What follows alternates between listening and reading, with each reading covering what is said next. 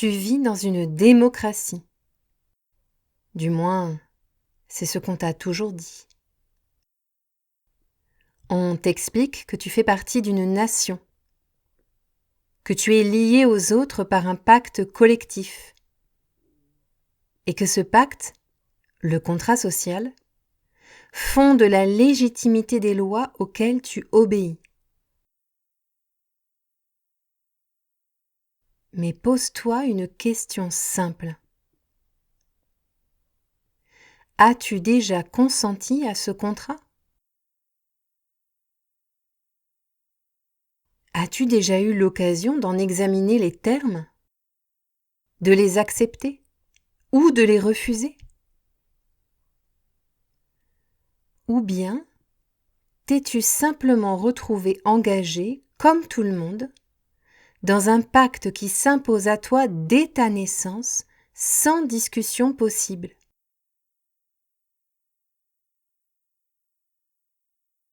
Habitués que nous sommes à évoluer dans un régime qui s'est progressivement durci, nous ne percevons plus à quel point les dominants ont tordu le sens des mots politiques essentiels. Nation, démocratie, peuple, contrat social.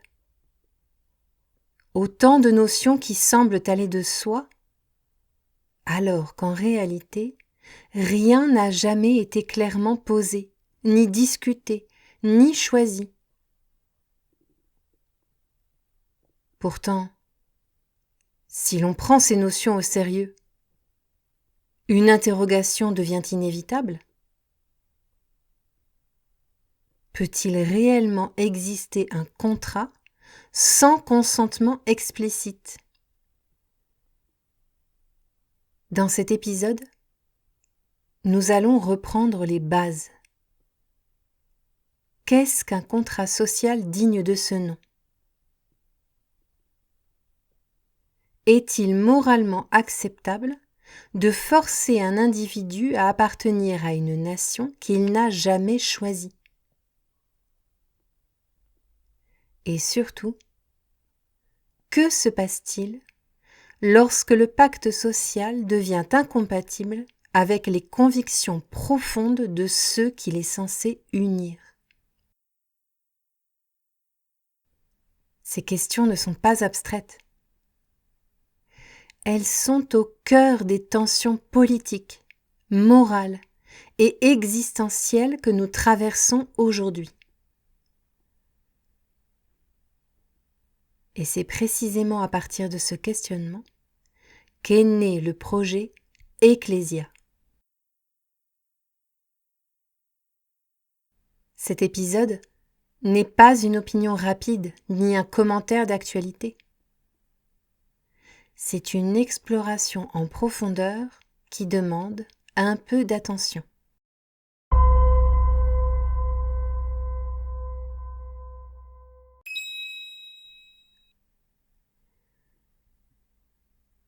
À l'origine du projet Ecclesia, il y a, aux yeux de ses initiateurs, la constatation qu'il existe, en France, mais aussi partout dans les autres pays du monde, un pacte social insoutenable pour une partie de la population. Celui-ci contraint à l'adoption de valeurs ou à des comportements tellement en rupture avec les convictions intimes de certains citoyens qu'ils sont désormais de plus en plus nombreux à envisager sérieusement un retour à l'ordre naturel, à une vie détachée de la société civile, à la condition où prévalent les lois de la nature. Si certains ont, à vrai dire, déjà franchi ce cap en brûlant leurs papiers d'identité et en brisant tout lien avec l'administration centrale, il n'en va pas de même pour une grande partie de la population, encore très dépendante du contrat social conclu de manière tacite avec leur gouvernement. Cependant, L'engouement observé de nos jours pour des sujets aussi multiples que la fraude du non légal, le changement de constitution, la cessation ou la création de nouveaux États, témoigne d'une volonté largement répandue, bien qu'assumée à des degrés variables, de prendre du recul vis-à-vis des pactes sociaux historiques. Il faut par ailleurs souligner que cet engouement semble ne pas se limiter à l'Hexagone. Lorsque le contrat social se brise, celui qui projette de s'y soustraire fait face à un dilemme des plus cornéliens. D'un côté, il a la possibilité de faire fi de ses penchants moraux et de se conformer au pacte social qu'il abhorre. De l'autre, il peut se résoudre à se couper du reste de la société, sans toutefois pouvoir trouver un appui extérieur à lui-même afin d'assurer sa conservation. Pour une personne qui tient la liberté en plus haute estime que la sécurité, le choix est vite effectué. La logique voudrait qu'elle opte pour un retour à l'ordre naturel. Pour une autre qui privilégie la protection offerte par le collectif, le jugement est aussi promptement rendu. Celle-ci acceptera sans broncher le pacte social qui lui est proposé. Mais, confronté à un dévoiement du pacte social, que doit-il advenir des esprits plus nuancés qui considèrent de manière égale les valeurs de liberté et de sécurité? Doivent-elles nécessairement pencher vers une des résolutions exposées ci-dessus? Leur indécision est-elle blâmable? Faut-il d'ailleurs prendre leur amour indifférencié pour la liberté et la sécurité pour une hésitation? Ou au contraire, pour une conviction profonde, un choix de vie assumé et conscientisé? Plus important encore, peut-on percer une troisième voie à même de leur offrir une solution satisfaisante? Nous touchons ici à quelques-unes des questions les plus essentielles qui ont fait la genèse du projet Ecclésia. Pour démarrer, je crois utile de rappeler ce qu'est un contrat social. Il s'agit d'une situation par laquelle émane d'une société un bon niveau d'adéquation entre, d'un côté, les lois et la justice, et de l'autre, les besoins des hommes qui la peuplent.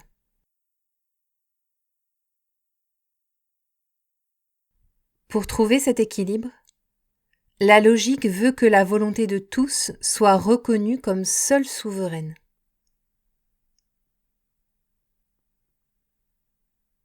Ainsi, l'intégralité de l'appareil politique de la nation doit s'accorder à elle et non l'inverse.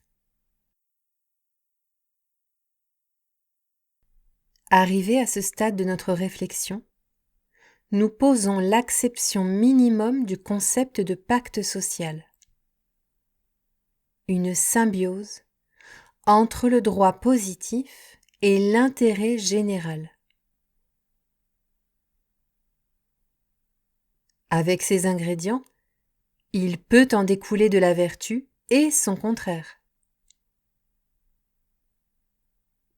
En effet, les aspirations collectives sont le fruit de la pensée de plusieurs hommes, dont les valeurs morales peuvent être viciées.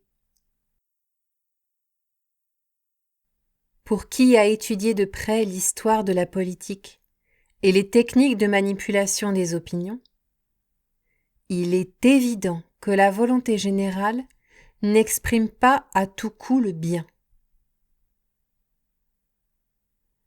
Tentons dès lors de choisir les mots justes pour qualifier un bon pacte social. Une volonté générale qui, portant un regard éclairé sur ce qu'est le droit naturel, transforme ce dernier en droit positif.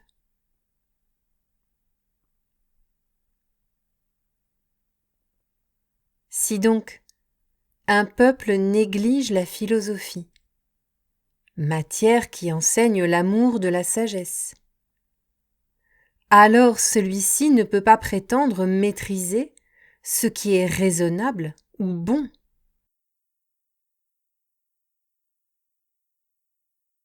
En conséquence, une nation qui abandonnerait cette discipline ne pourrait jamais parvenir à mettre en place un bon pacte social.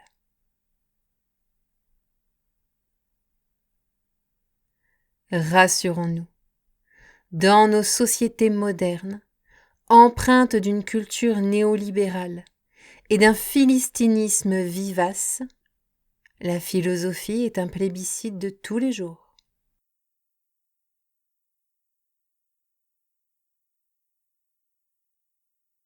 S'il semble ainsi impossible de voir apparaître un bon contrat social à l'heure actuelle,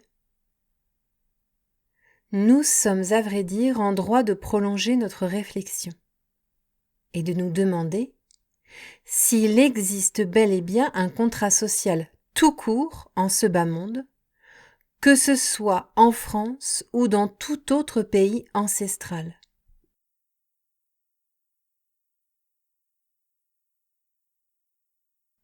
En effet, la notion de contrat suppose qu'il y ait un accord consenti entre deux parties distinctes.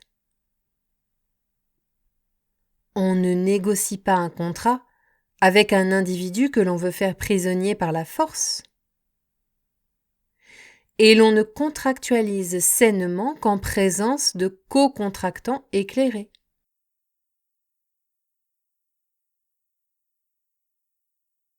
Or, le contrat social, nous dit Rousseau, est tacite, c'est-à-dire qu'il est sous-entendu, non exprimé, et ses contours sont peu évidents.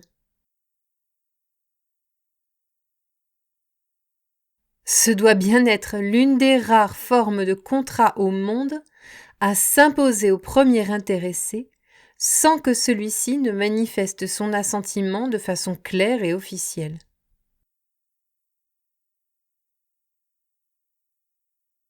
Est-ce une bonne chose, conforme à la morale, d'être engagé dans une affaire pour laquelle notre avis ne nous est pas demandé, avec aucun moyen de nous en extraire? À titre de comparaison, trouverions-nous louable de contraindre légalement nos descendants, avant même leur naissance, à l'acquisition et l'usage d'un bien immobilier décrépit, voire insalubre, en résidence principale, en les privant de la possibilité de mettre fin à ce qui les oblige?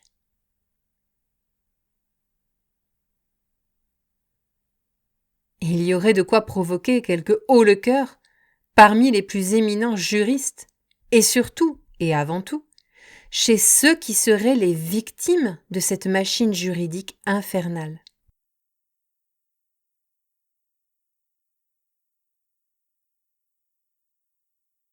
Pourtant, c'est précisément ce que nous vivons et acceptons avec le contrat social.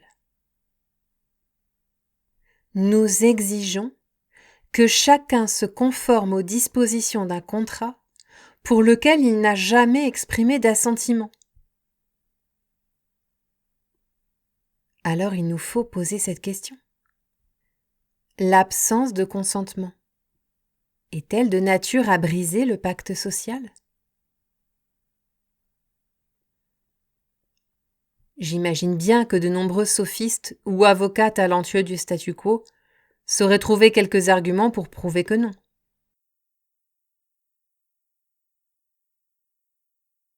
En ce qui me concerne, j'estime que la sagesse devrait régner lorsque nous définissons le droit positif. Aussi, je ne peux que défendre la conviction qui vise à rendre caducs les termes d'un engagement, peu importe sa nature, ayant été pris de façon équivoque, sans solliciter l'approbation du principal intéressé. Il ne peut donc pas y avoir de bon contrat social, voire de contrat social tout court, sans que celui-ci ne soit clairement énoncé et avalisé.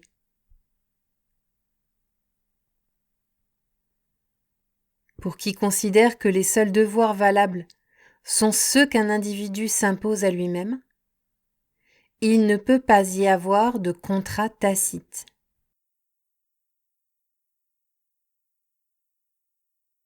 Pour eux, ce terme est un oxymore.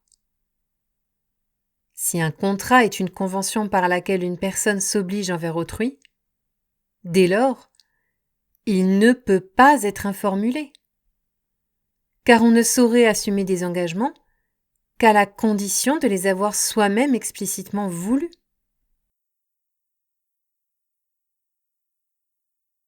Mais alors, s'il n'y a pas de contrat social en France, par quel mécanisme est-ce que cette nation a pu perdurer pendant toutes ces années ? La réponse est simple.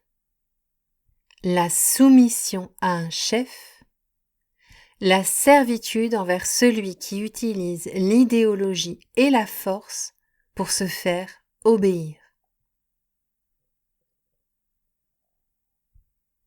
Il serait naïf ou peu honnête de se refuser à admettre que tous les dirigeants de ce pays, de Clovis à Macron, ont usé et abusé de la contrainte idéologique et physique pour assujettir des générations d'êtres humains et former au bout du compte ce que nous percevons être la nation française. Ce constat amer s'applique bien entendu à notre époque.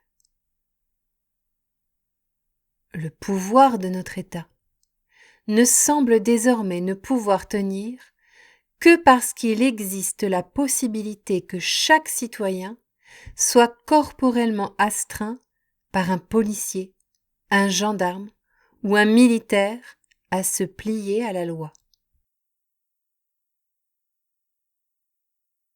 Qui oserait soutenir avec franchise que, dans l'éventualité où ce pouvoir ne serait pas, il se conformerait à l'ensemble des règles rédigées dans notre millefeuille juridique?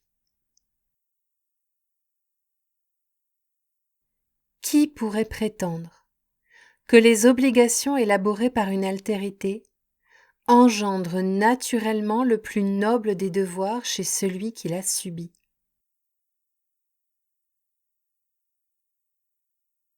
Qui se hasarderait à affirmer avec sincérité que l'usage ou la menace de la force produit le devoir le plus digne et le plus constant? Rousseau écrivait en son temps : « La force est une puissance physique. Je ne vois point quelle moralité peut résulter de ses effets. Céder à la force est un acte de nécessité, non de volonté. C'est tout au plus un acte de prudence. En quel sens pourra-ce être un devoir ? » Ainsi, toutes les personnes qui affirment haut et fort qu'elles honorent les règles imposées par la nation, mais qui, une fois que l'autorité se retire, critiquent ceux qui les forment, voire ne les respectent pas eux-mêmes, sont au choix singulièrement fous ou malhonnêtes.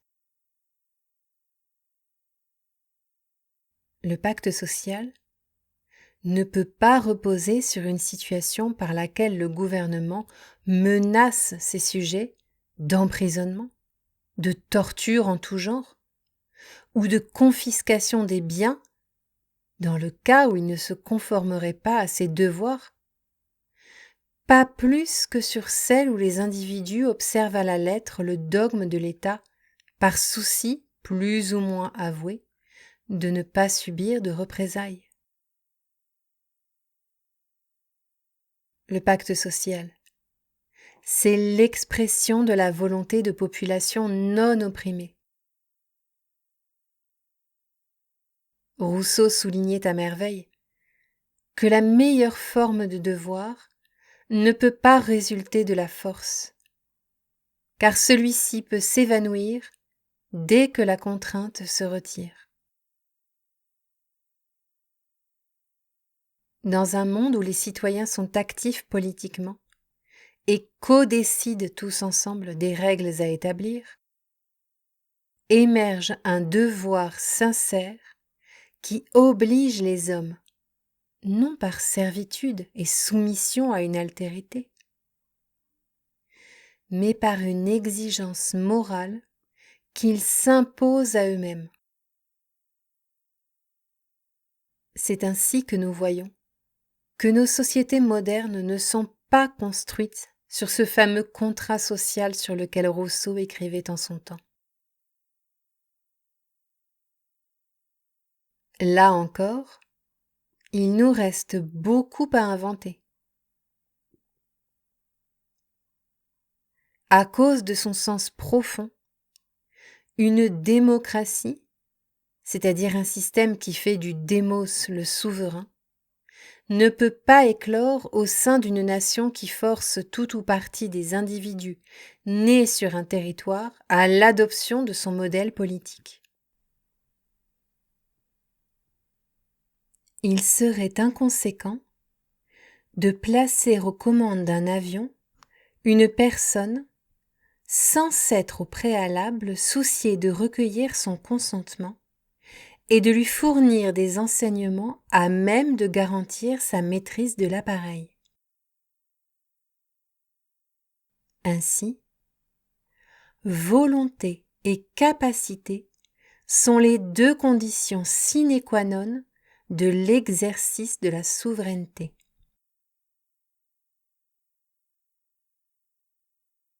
Que faire d'une nation dont les membres, forcés d'y appartenir, ne souhaitent pas être associés aux grandes décisions? Rien, ou beaucoup de malheur. Si la démocratie correspond à l'apologie de la voix du peuple, alors tout système qui se réclame d'elle doit ipso facto commencer par s'intéresser à la première de ses volontés.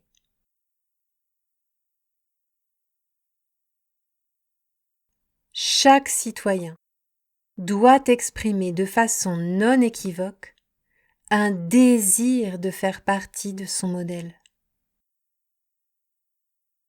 Cela suppose bien entendu la possibilité d'un refus, ainsi qu'un minimum de tolérance pour cette décision.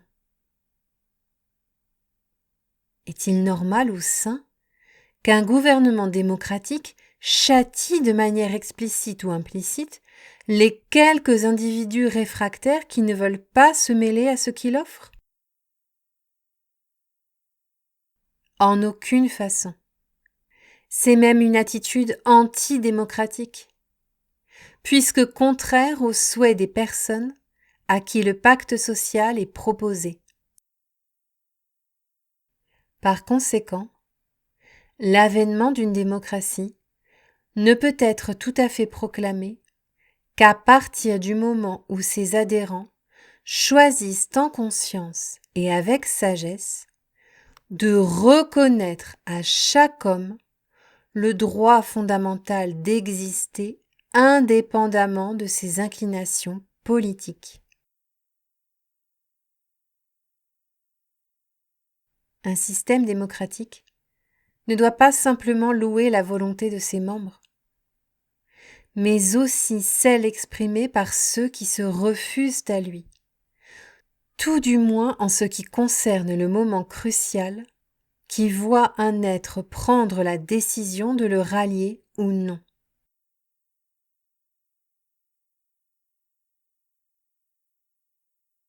Ainsi, toutes les personnes qui guettent une révolution démocratique, ayant pour épicentre l'intérieur même de la Ve République, attendent sans doute en vain. Sauf à ce qu'un projet de ce type soit assez visionnaire pour envisager de libérer les individus nés sur un territoire de leur obligation d'appartenir à la nation.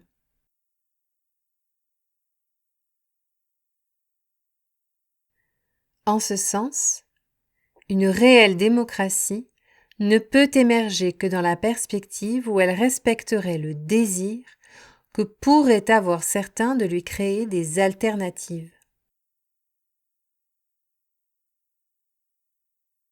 Celles-ci peuvent se concrétiser au choix, par un retour à l'ordre naturel, ou par la fondation d'autres États, disposant de leur propre pacte social.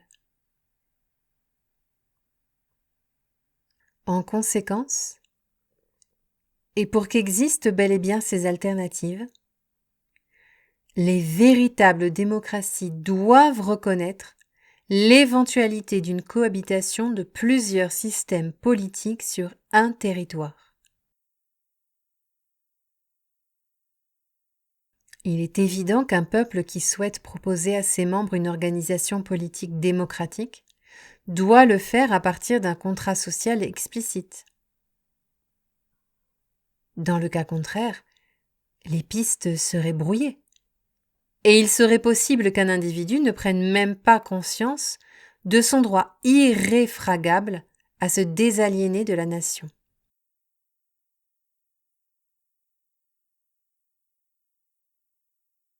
Or, s'il ne réalise pas qu'il dispose d'alternatives, comment pourrait-on considérer que sa participation à la vie de la nation procède d'un choix libre et éclairé? En conséquence, un tel système ne serait pas une véritable démocratie. Il en serait seulement une parodie, témoignant d'un intérêt pour la volonté du peuple uniquement à la condition que celui-ci lui soit pieds et poings liés.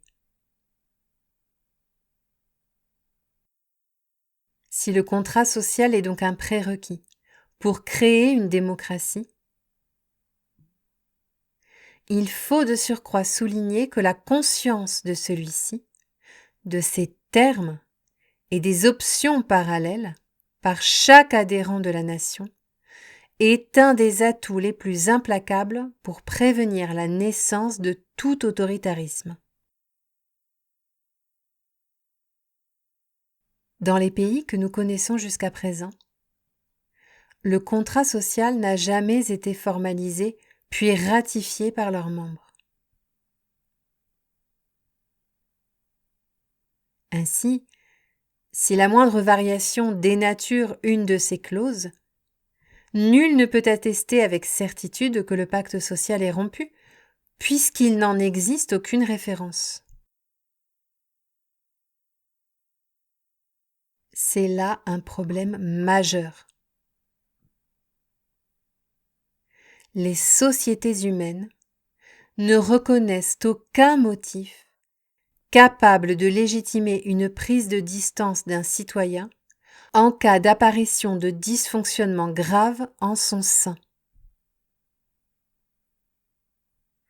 Ce défaut de démocratie, express dans la formation du pacte social, est une arme puissante pour instaurer un fascisme ou un totalitarisme.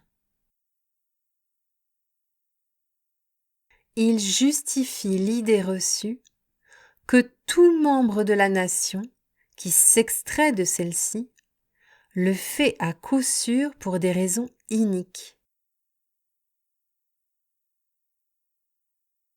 En conséquence, il est aisé de le désigner comme l'ennemi du peuple et de le persécuter. L'absence de contrat social explicite est donc un atout essentiel dans la gestation des régimes politiques oppressifs. Si chaque individu savait qu'il peut y mettre un terme à tout moment, sous l'impulsion du dévoiement de certaines de ces clauses, il y a fort à parier que beaucoup seraient tentés de s'en détourner, plaçant en échec par la même occasion toute expansion absolutiste. Un mouvement politique quelconque ne croit que parce qu'il est regardé positivement ou négativement par un peuple.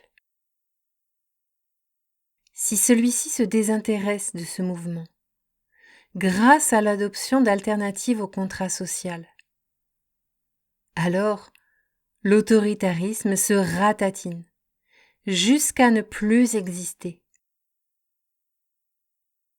Il est donc très important qu'il y ait une diversité suffisante de contrats sociaux sur un même territoire, ou tout du moins la possibilité de voir en émerger d'autres.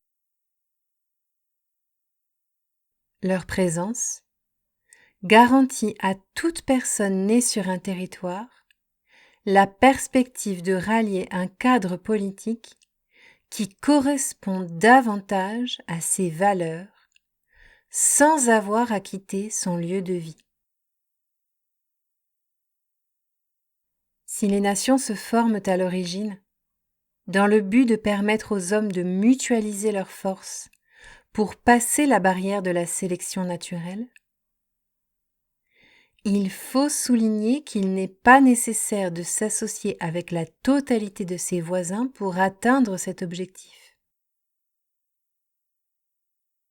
Pour quelle bonne raison devrions-nous donc forcer tous les individus résidant sur tel espace géographique à rejoindre une seule et unique structure hégémonique?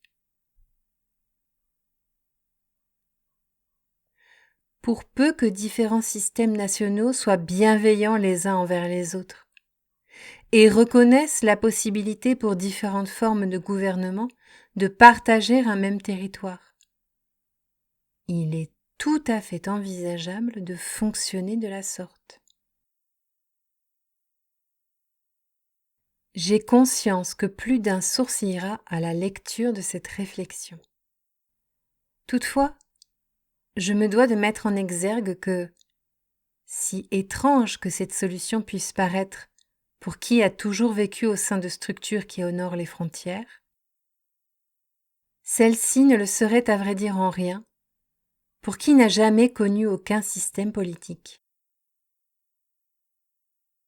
Si donc nous avons à former nos modèles gouvernementaux en priorité sur des bases morales, par nature immuables, et ensuite en considérant notre histoire, qui, elle, est intrinsèquement mouvante, dès lors, nous devrions envisager avec sérieux la création de multiples contrats sociaux sur un territoire déterminé.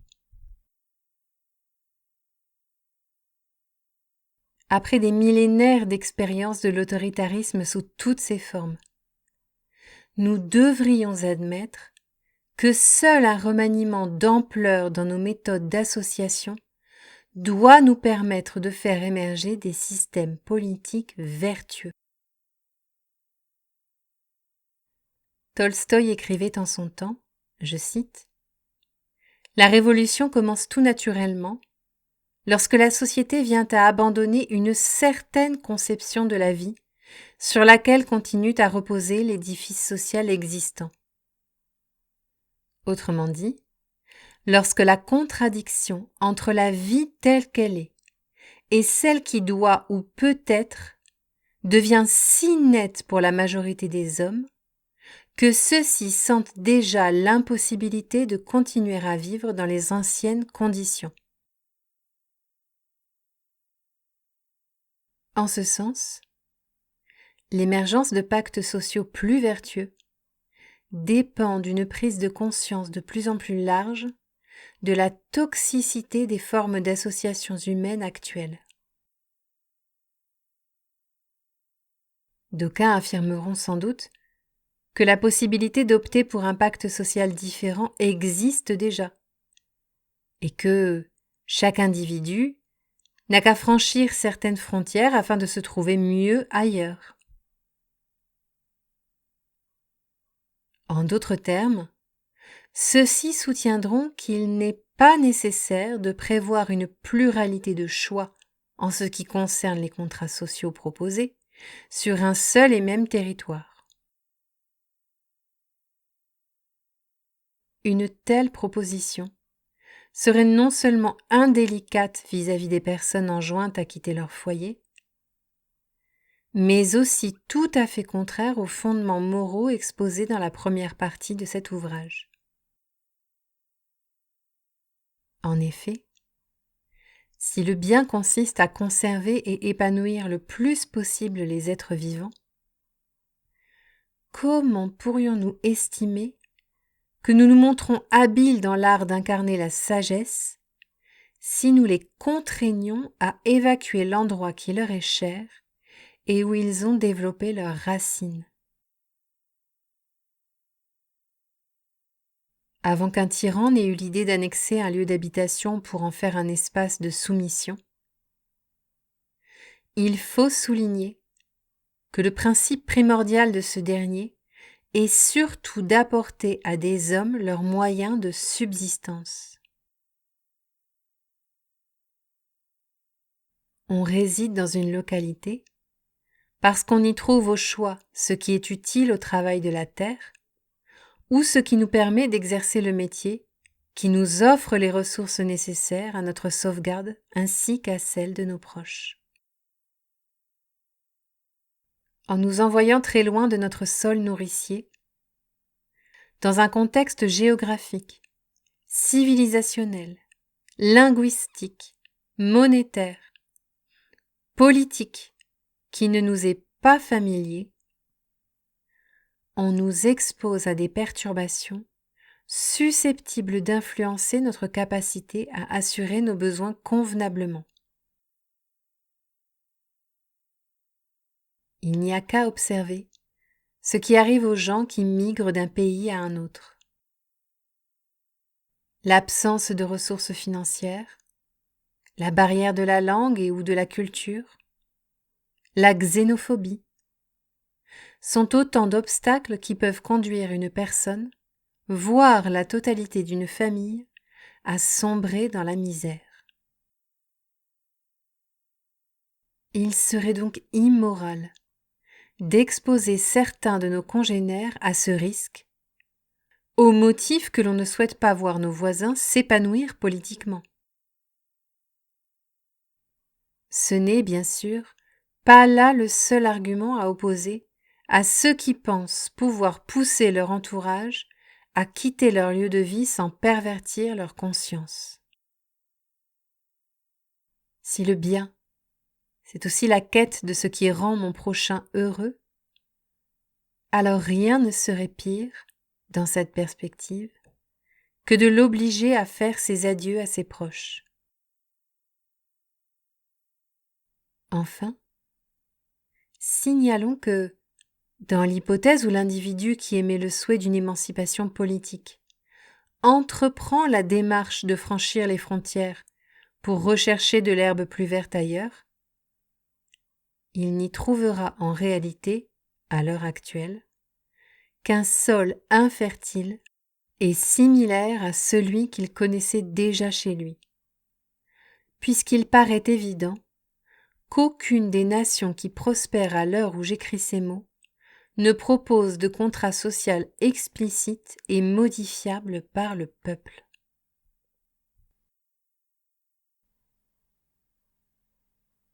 Si, comme nous l'avons indiqué auparavant, un bon contrat social est un prérequis à la naissance de démocratie, il faut souligner qu'il est très peu probable qu'il ne varie jamais. À l'instar des nations, qui, nous allons bientôt le découvrir dans les prochaines parties de ce chapitre, vivent, meurent et font des petits, le contrat social ne peut pas perdurer ad vitam aeternam.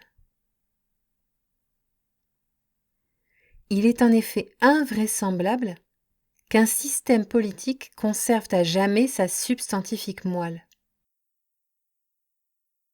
Son idée première s'abîme inexorablement sous les effets d'une perte de mémoire collective, d'ambition particulière démesurée, de manque de courage citoyen et du besoin qu'a chaque nouvelle génération de lui apposer son empreinte.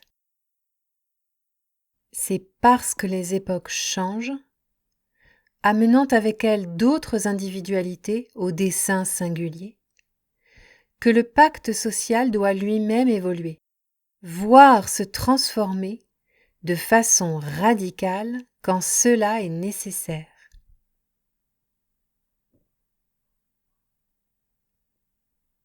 La plupart des générations lui apportent en général de légères modifications. Mais que se passe-t-il lorsque ces altérations successives finissent par dénaturer considérablement l'intention initiale? En toute logique, il doit exister une remise à plat nette, un réalignement du pacte social sur ce qui doit constituer son essence, à savoir un droit positif en adéquation forte avec la volonté du plus grand nombre, elle-même réglée sur les assises morales les plus profondes. Rousseau lui-même soulignait en son temps que chaque nouvelle génération est fondée à bénéficier des mêmes latitudes que celles qui ont fait germer les premières ententes nationales. Les anciens ne doivent pas, ou devrais-je préférer écrire ne peuvent pas, imposer leur choix d'aliénation à leurs descendants. Je cite. Quand chacun pourrait s'aliéner lui-même, il ne peut aliéner ses enfants. Ils naissent hommes et libres. Leur liberté leur appartient.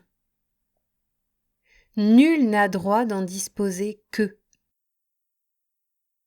Avant qu'ils soient en âge de raison, le père peut en leur nom stipuler des conditions pour leur conservation, pour leur bien-être, mais non les donner irrévocablement et sans condition. Car un tel don est contraire aux fins de la nature et passe les droits de la paternité. Pour une nouvelle génération, à qui il incombe de refondre un pacte social significativement dévoyé, il est nécessaire de revenir aux rouages fondamentaux de cette association. Il est de sa responsabilité de savoir bien manier ses concepts afin de poser les bases d'un système politique vertueux. Parmi eux, nous retrouverons bien entendu la liberté et la sécurité, deux notions au cœur de toute union nationale et dont l'équilibre peut être particulièrement difficile à trouver. La Constitution est sans aucun doute le document privilégié pour écrire le pacte social d'une société. Ce document étant celui qui décrit les mécanismes de fonctionnement de l'État, c'est donc également celui qui se doit de dépeindre le rôle et la place de chacune des parties prenantes de la nation, y compris bien sûr le citoyen. En conséquence, Cet écrit est le meilleur pour permettre à tout un chacun de se faire une idée de la capacité du système proposé à être en adéquation avec ses convictions intimes et ses valeurs toutes personnelles. C'est bien parce que constitution et contrat social sont des concepts très proches qu'une quantité significative de collectifs qui contestent les rouages politiques actuels s'emploient depuis des années à conquérir le pouvoir constituant. Lorsqu'ils y seront parvenus, ils façonneront pour la première fois un contrat social à l'image du peuple. Or, si ces collectifs ont, semble-t-il, trouvé l'outil théorique, appelé référendum d'initiative citoyenne constituant, à inscrire dans n'importe quelle constitution pour en conserver la maîtrise par la population, force est de constater qu'ils n'ont pour le moment pas réussi à le mettre en place dans un système étatique actif.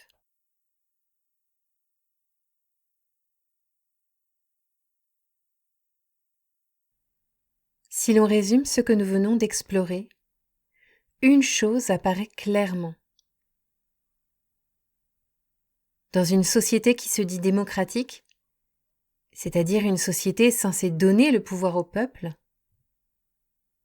si le pacte social est tacite, alors il est, par définition, imposé. Et s'il est imposé, le peuple ne dispose pas réellement de la liberté de le choisir. Or, sans liberté de choix, il ne peut pas y avoir de démocratie authentique. Une démocratie véritable ne commence donc pas par des élections, ni par des institutions, ni même par une constitution. Elle commence par une question simple mais décisive. Veux-tu devenir membre de cette nation ?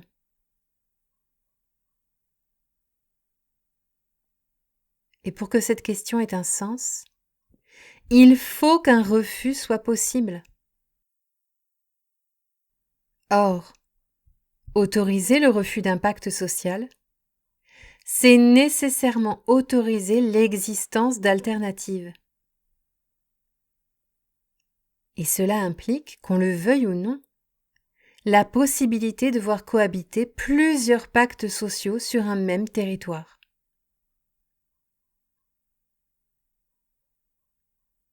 Sans cette possibilité, la question de l'adhésion n'est qu'une illusion. Elle est posée en apparence, mais interdite dans les faits. Et une démocratie qui n'autorise pas réellement le choix n'est pas une démocratie, seulement une contrainte habillée de mots. Alors la question que je te laisse est la suivante.